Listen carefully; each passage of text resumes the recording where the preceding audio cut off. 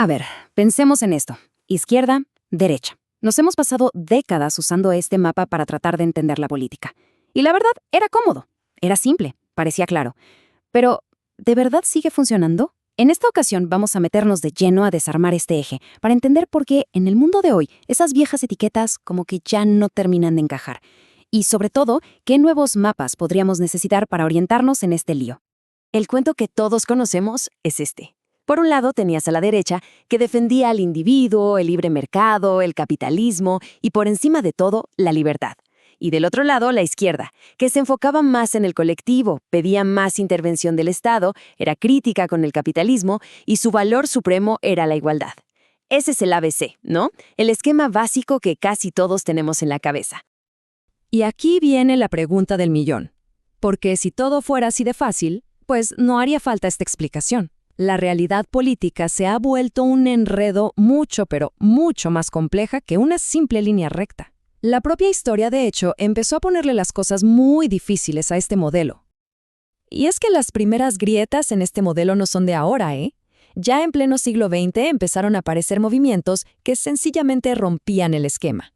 Ideologías que agarraban cosas de un lado y del otro y que hacían que la etiqueta de izquierda o derecha fuera, pues, básicamente inútil para describirlos.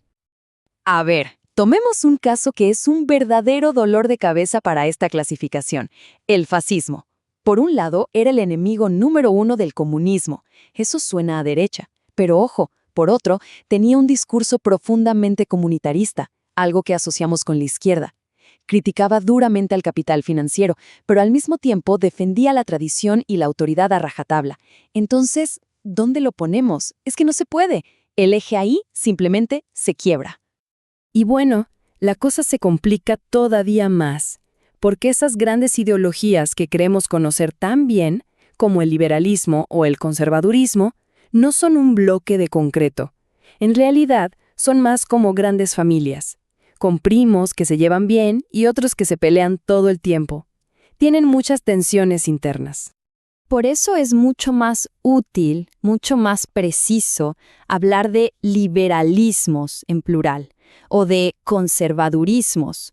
O sea, que cuando alguien se define como liberal, la siguiente pregunta casi obligada es, ok, pero ¿qué tipo de liberal? Porque hay un mundo de diferencia dentro de esa misma palabra. Para entender esta diversidad, vayamos a la base. ¿Qué es el liberalismo en su núcleo? Bueno, nacen en la modernidad con una idea central, proteger los derechos y las libertades del individuo frente al poder. Hasta ahí, todo bien, parece una base común.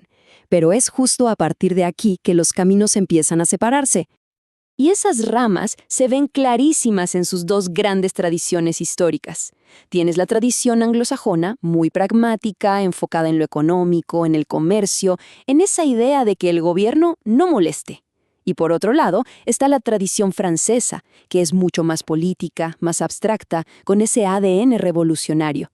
Mismo nombre, pero prioridades muy, muy diferentes. Para complicarlo un poquito más, pero para entenderlo mejor, hay una idea clave del filósofo Isaiah Berlin. Él hablaba de dos tipos de libertad. Imagínelo así, la libertad negativa. Es la libertad es que no haya cadenas, que nadie te ponga un obstáculo. Es el clásico déjenme en paz.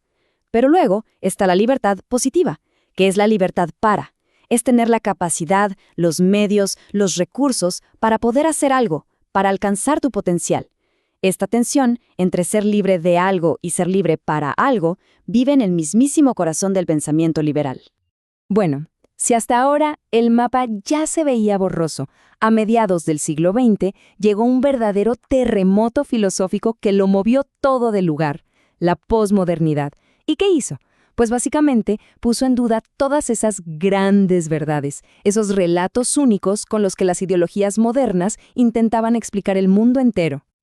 Para entender el impacto de este terremoto, hay que ver qué edificio vino a derribar. Pensemos en el marxismo clásico. Para Marx, la base de todo, lo que él llamaba la estructura, era la economía. Quién tiene el dinero, quién tiene las fábricas, eso era lo que definía la realidad. Todo lo demás, la cultura, las leyes, el arte, la religión, era la superestructura, algo que simplemente estaba ahí para justificar esa base económica. Pero aquí vino el gran pero de la historia. La famosa revolución del proletariado que Marx había anunciado en los países industrializados simplemente no pasó.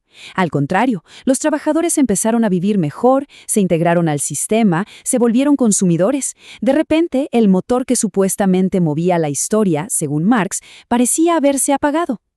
Y esa frustración, claro, obligó a un replanteamiento total. Si la revolución económica no llegó, ¿dónde está la lucha ahora? Y poco a poco, como vemos aquí, el foco se fue moviendo. Dejó de ser la economía y pasó a ser la cultura, la psicología, el lenguaje. La batalla ya no era en la fábrica. Y ahí es donde estamos ahora. Para esta nueva forma de pensar que a veces llamamos neomarxista o posmoderna, la batalla principal ya no es por los medios de producción, es por la superestructura. El conflicto se libra en las universidades, en los medios, en las palabras que usamos. El eje del conflicto se mueve del dolor físico del obrero explotado, al dolor psíquico, a las ofensas, a las luchas por la identidad. Entonces, hagamos un recuento. El viejo eje izquierda-derecha está hecho pedazos. El campo de batalla político se ha redefinido. ¿Y ahora qué? ¿Con qué brújula nos orientamos? Bueno, pues hay quienes proponen que están haciendo un nuevo eje, uno que quizás explica mejor los conflictos de hoy. Y este nuevo mapa podría verse algo así. Por un lado, una postura que podríamos llamar globalista, que apuesta por valores universales, por la apertura de fronteras, por organizaciones que están por encima de los países. Y en la otra esquina, una visión más patriota o populista, que pone el acento en la nación, en la soberanía, en la comunidad local y en la importancia de las fronteras. Es una tensión entre lo abierto y lo cerrado, lo global y lo local. Fíjense en el viaje que hemos hecho. Partimos de una línea súper simple, izquierda y derecha, y hemos llegado a un terreno muchísimo más complejo, lleno de grises, de contradicciones y de nuevos frentes de batalla. Está claro que las etiquetas de antes ya no nos sirven como una guía confiable. Entonces, ¿cuál es la conclusión? Quizás el objetivo no debería ser encontrar a la fuerza una nueva etiqueta simple para reemplazar la vieja. A lo mejor el verdadero reto, la habilidad clave para entender el mundo de hoy, es justamente esa: aprender a moverse en la complejidad, a pensar más allá de los eslóganes fáciles. Y con esa idea nos quedamos.